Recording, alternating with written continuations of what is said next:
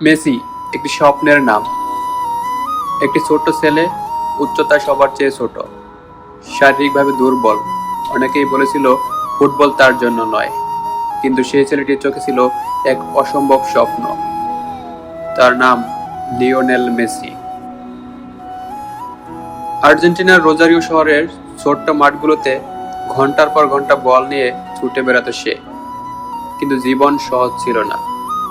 অল্প বয়সেই তার শরীরে ধরা পড়ে গ্রোথ হরমোনের সমস্যা। চিকিৎসার খরচ ছিল পরিবারের সামর্থ্যের বাইরে।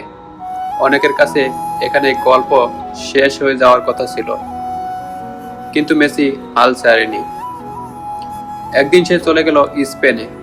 নতুন দেশ, নতুন ভাষা, নতুন জীবন। আর সেখান থেকেই শুরু হলো এক অবিশ্বাস্য যাত্রা।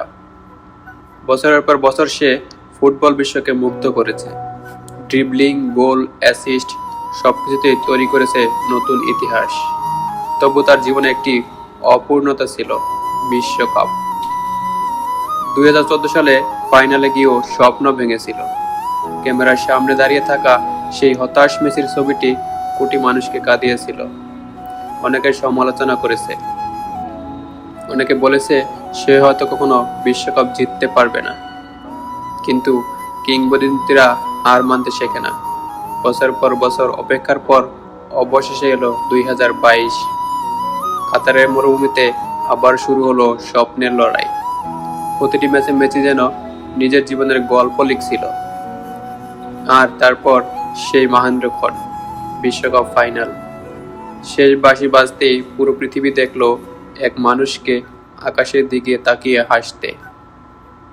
অবশেষে তার হাতে উঠল সোনালি ট্রফি। সেদিন শুধু একজন ফুটবলার জেতেনি, জিতেছিল অধ্যবসায়, জিতেছিল স্বপ্ন, জিতেছিল বিশ্বাস।